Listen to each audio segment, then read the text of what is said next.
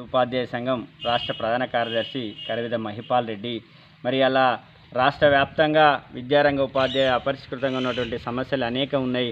మరి గత 5 సంవత్సరాలుగా ముఖ్యమంత్రి గారు మరి రాష్ట్రంలో ఉన్నటువంటి పదోన్నతులు ఇవ్వకుండా మరి జాప్యం చేస్తున్న క్రమం లోపల అనేక మంది 25 సంవత్సరాల సర్వీస్ 30 సర్వీస్ ఉపాధ్యాయులందరూ కూడా అదే క్యాడర్ లోపల పదవి విరమణ పొందుతున్న క్రమం లోపల మరి బదిలీలు కూడా చేపట్టాలని, అదేవిధంగా ప్రభుత్వ ప్రాథమిక విద్యను ప్రభుత్వ విద్యారంగాన్ని బలోపేతం చేయాలని, మరి నూతన విద్యా విధానం జాతీయ నూతన విద్యా విధానం లోపల మళ్ళీ గదే 30 మంది విద్యార్థులకు ఒక ఉపాధ్యాయుడు అంటారు. మరి 30 మంది విద్యార్థులకు ఒక ఉపాధ్యాయునితో మరి 5 తరగతులు 18 సబ్జెక్టులు మరి నాణ్యమైన గుణాత్మక విద్య ఎలా సాధించగలుగుతాం? మరి దీన్ని కాబట్టి పునాది దశ లోపలనే తప్పకుండా ప్రతి గ్రామ పంచాయతీ పరిధి లోపల ఒక ఆదర్శ ప్రాథమిక పాఠశాల ఉండాలి. మరి దాని లోపల తరగతికి ఒక గది, ఒక ఉపాధ్యాయుడు, మరి ఒక ప్రధాన ఉపాధ్యాయుడు, సహపాఠ్యాంశాలకు ఒక ఉపాధ్యాయుడు, ఈ విధంగా ఉన్నప్పుడు తప్పకుండా నాణ్యమైన గుణాత్మక విద్యను అందించడానికి కొరకు కూడా మేము అందరం కూడా కృషి చేస్తాం.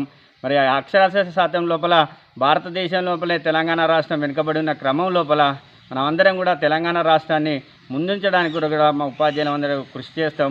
మరి అదేవిధంగా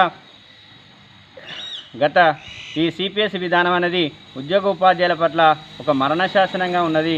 సిపిఎస్ విధానాన్ని రద్దు చేసి మరి ఓపీఎస్సీ పాత పెన్షన్ విధానాన్ని కొనసాగించాలని, మరి గతం లోపలనే సుప్రీంకోర్టు పెన్షన్ అనేది ఉద్యోగి హక్కు, భిక్ష కాదనేది కూడా తీర్పు ఇవ్వడం జరిగింది.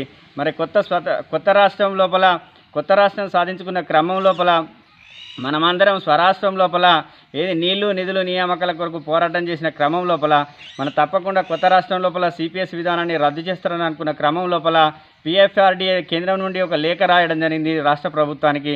మరి రాష్ట్ర ప్రభుత్వం ముఖ్యమంత్రి గారు ఫ్రెండ్లీ ప్రభుత్వం అంటూనే మరి కనీసం ఉద్యోగ ఉపాధ్యాయ సంఘాలకు మాట మాత్రం చెప్పకుండా కూడా మేము సిపిఎస్ విధానంలో కొనసాగుతామని కూడా చెప్పడం జరిగింది.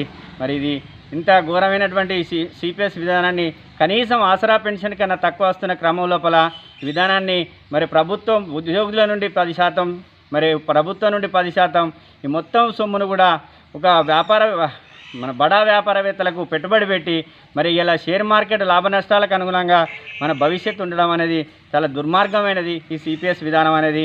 అదేవిధంగా గత 2018 మే 16 నాడు ముఖ్యమంత్రి గారు స్వయంగా ఉద్యోగ ఉపాధ్యాయ సంఘాలతోని సుదీర్ఘంగా 4-5 గంటల పాటు చర్చించి ఒక 16 సమస్యలను వెంటనే పరిష్కరిస్తున్న క్రమం లోపల మరి పీఆర్సీని ప్రకటిస్తాను, పీఆర్సీని కూడా పీఆర్సీ గడువు కాలాన్ని కూడా పొడిగించడం అనేది, మరి అదేవిధంగా 3 డిఏలు కూడా పెండింగ్ ఉన్న క్రమం లోపల ఏకీకృత సర్వీస్ రూల్స్ అడ్డంగా ఉండి మరి ముఖ్యమంత్రి గారే స్వయాన 1-2 పేజీల లోపల సర్వీస్ రూల్స్ను కూడా పూర్తి చేసి తప్పకుండా చేస్తామన్న క్రమం లోపల మరి ఇప్పటికి కూడా గత 5 సంవత్సరాలుగా పదోన్నతులు లేవు. మరి నెలవారీగా పదోన్నతులు కూడా చేపట్టాలని కూడా మేము డిమాండ్ చేస్తున్నాం. మరి అదే క్రమం లోపల జీవో నెంబర్ 11-12 ప్రకారం మరి పండిత అప్గ్రేడేషన్ పోస్ట్ లోపల అర్హతలు గల ఎగ్జిట్ ఉపాధ్యాయులకు కూడా అవకాశం కల్పించాలని కూడా కోరుకుంటున్నాం. ఈ విధంగా మధ్యాహ్న భోజనం లోపల కూడా మనం నూతన విద్యా విధానం లోపల బ్రేక్ఫాస్ట్ను అందిస్తూ ఉన్నారు, అదొక శుభసూచకం. మరి అదేవిధంగా నూతన విద్యా విధానం లోపల 3 నుండి 18 సంవత్సరాల వయసు గల పిల్లలందరూ కూడా ఉచిత నిర్బంధ విద్య అన్నారు. మరి అది కూడా శుభసూచకం అయినప్పటికీ కూడా అమలు లోపల మాత్రం క్షేత్రస్థాయి లోపల పునాది స్థాయి లోపల 3 సంవత్సరాల నుండి ఉండే విద్యార్థి దశను మరి పునాది దశ అన్నారు. మరి పునాది దశను అనేది పటిష్టంగా ఉండాలంటే తప్పకుండా క్లాస్కి ఒక టీచర్ ఉండాలి, తరగతికి ఒక గది ఉండాలి. అట్లాంటి వాతావరణం ఉన్నప్పుడే మనం కూడా తప్పకుండా నాణ్యమైన గుణాత్మక విద్యను అందిస్తామని, మరి అదేవిధంగా అనేక సమస్యలు ఉన్నాయి. ఈ సమస్యలన్నిటి కొరకు కూడా ముఖ్యమంత్రి గారు చొరవ చూపి మరి ఇచ్చిన హామీలను నెరవేర్చాలని కూడా సెకండరీ గ్రేడ్ ఉపాధ్యాయ సంఘ పక్షాన డిమాండ్ చేస్తున్నాం. లోపల పనిచేసే ఉపాధ్యాయులకు ఉపాధ్యాయ ఎమ్మెల్సీ లోపల ఓటాకు కల్పించాలని కూడా మేము డిమాండ్ చేస్తున్నాం.